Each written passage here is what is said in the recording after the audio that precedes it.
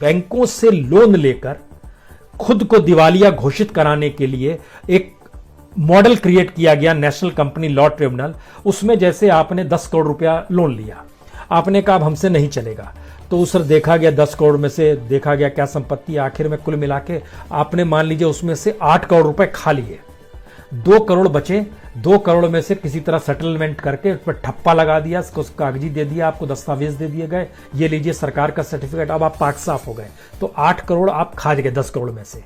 यह स्थिति तमाम बैंकों से लिए गए, और ये करोड़ों में नहीं है, अरबों में है। लिस्ट जरा समझने की कोशिश कीजिए। वीडियोकॉन 29,000 करोड़ रुपया लोन, ये एसबीआई से डिफॉल्टर हुए हैं। जयप्रकाश एसोसिएट यानी JP infrastructure 22,000 crore, IVRLCL 10,107 crore, Ruchi soya 4,513 crore, Uttam Galva steel 4,150 crore, Soma enterprises 1,895 crore, Asia colour coated Ispat 3,019 crore, Ballarpur industry 6,000 crore, Essar steel 37,284 crore, Bhushan power steel 37,248 crore, Amtek auto 14,000 crore, मोनेटिक इस्पात एनर्जी 12,115 करोड़, ये सारे डॉक्यूमेंट्स हैं। Electro steel limited 10,273 crore, Era infra engineering 10,065 crore, ABG shipyard 6,953 crore, ज्योति स्ट्रक्चर पावर ट्रांसमिशन से जुड़ा है 5,165 करोड़। ये क्या लिस्ट हम पढ़ रहे हैं? ये लिस्ट इसलिए पढ़ रहे हैं क्योंकि इनका जो सेटलमेंट होगा, उस सेटलमेंट में इन्होंने बैंक से जो पैसा लिया है उसमें बड़ा हिस्सा वो रईसी पर उड़ा चुके होंगे।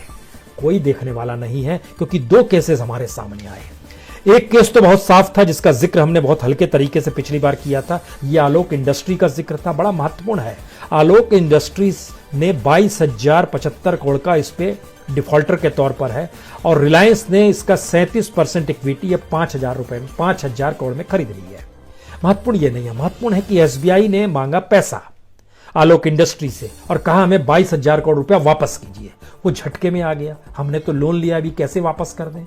उस समय एसबीआई को संभालने वाली महिला हुआ करती थी, भट्टाचार्य थी कोई, वो उस समय संभाल रही थी, और उन्होंने जब मांग की तो उसके बाद उसके हाथ पांव फूल गए और ये पूरा मामला चला गया नेशनल कंपनी लॉ ट्रिब्यूनल में।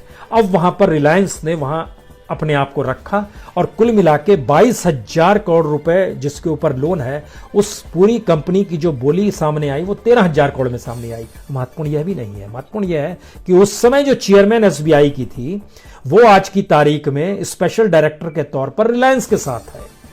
और रिलायंस क्या प्रवोक कर रहा था उस समय, नहीं कर रहा था, ये अलग मसला है, लेकिन एक ये नया तरीका निकल कर आया कि इस देश के भीतर के जो सरकार के कुछ अनुकूल कॉर्पोरेट्स होंगे उनके लिए बैंक काम करेंगे, और बैंक धीरे धीरे जिनको उन्होंने कर्ज दिया हुआ जिन कंपनियों को, उनको उठाकर दायरे में लेकर आएंगे नेशनल कंपनी लॉ ट्रिब्यूनल में, और वहां पर उनकी जो बैंकरप्सी कोर्ट है वो धीरे धीरे बताएगी कि आपके पास तो कुछ बचा नहीं, तो अब आपकी कंपनी बिक रही है, तो आप इतनी कंपनी को इसको बेच दीजिए। सस्ते में उनको दे दिया जाएगा जो सत्ता अनुकूल है, बैंक उसमें बीच का काम कर रहा है, और धीरे धीरे कुछ पैसा आप लेके उड़ जाएंगे। ये एक प्रोसेस है। मीडिया क्यों नहीं बताएगा? मीडिया इसलिए नहीं बताएगा क्योंकि वह उसकी ट्रेनिंग खत्म हो गई है उस रिपोर्टिंग की।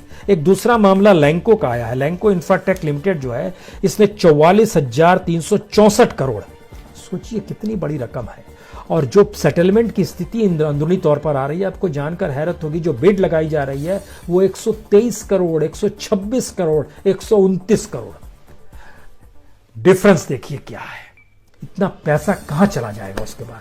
ना वो बैंक के पास आएगा, वो एक फिर दूसरी कंपनी के पास, दूसरी कंपनी से दूसरी कंपनी को ऐसे ट्रांसफर हो गया। यानी अभी तक जो हम सार्वजनिक उपक्रम में देखते थे वह प्राइवेट सेक्टर में भी खेल है पैरेलल में, और यह सब कुछ चंद हथेलियों में सारी ताकत और सारी पूंजी समेटने की स्थिति है। अगर यह स्थिति है तो इस देश के भीतर कोई भी मुद्दा होगा उसकी जानकारी आपको कैसे मिलेगी? इसीलिए हमने बात आज जानबूझ के कोरोना वायरस से शुरू की। आपके पास जानकारी क्या आएगी? कोरोना वायरस किससे फैलता है, नहीं फैलता है, कोरोना वायरस पॉजिटिव हो गया है, नेगेटिव हो गया है, आतंकित ना हो दुनिया। सवाल ये नहीं है। सवाल है कि इस देश को चलाने के लिए अलग अलग आयाम जो है उस पर आप स्ट्रेटेजिकली इस देश की गवर्नमेंट क्या कर रही है और उस गवर्नमेंट की सोच क्या कहती है। क्योंकि जब आप इतने मुद्दों से लगातार जूझ रहे हैं तो आपको मौका मिलेगा ही नहीं कि आप ये इस बात का जिक्र करें हम तो देश जोड़ने वाले हैं, वह देश तोड़ने वाले हैं, हमने कहा वंदे मातरम, उन्होंने कुछ। क्या स्थिति है? इसीलिए जब आप इस क्रोनोलॉजी को समझते हैं तो इसके बेसिक एस्पेक्ट के भीतर आपको 3 चीजें नजर आएंगी। पहली चीज, अगर लोकतंत्र नहीं है तो फोर्थ स्टेट की भूमिका बड़ी हो जाती है, जो गायब नहीं होनी चाहिए। दूसरी स्थिति, अगर फोर्थ स्टेट सक्रिय हो जाएगा तो वह खुद ब खुद लोकतंत्र के उन पायों को भी जिंदा कर देगा जिसमें सुप्रीम कोर्ट भी होगा, जिसमें संसद भी होगी। और तीसरी जो महत्वपूर्ण स्थिति है, जनता अगर जागरूक होगी तो जनता एक प्रेशर ग्रुप से निकलते निकलते उस पॉलिटिकल और सोशल वैक्यूम को भरने की दिशा में खुद ही तैयार हो जाएगी, जहां पर उसके सामने दृष्टि इस देश के लिए होगी। हमने देश को भुला दिया है, हमने देश को उन मुद्दों में झांकना शुरू कर दिया जिन मुद्दों का जो नैरेशन सत्ता करेगी और उस नैरेशन का विस्तार जिस रूप में फोर्थ स्टेट यानी मीडिया करेगा वही आखिरी सच होगा, यानी वही देश होगा। यानी सत्ता के लिए नारे लगाना ही नेशनलिज्म होगा। ये नहीं संभव है। ये खतरे की घंटी है देश के लिए, क्योंकि अगर आपके पास कोई जानकारी पहुंच ही नहीं पा रही है तो फिर कल आप भी जब एलूफ होंगे, आपके भीतर का भी संकट होगा, उसको बताने की स्थिति में कोई नहीं होगा।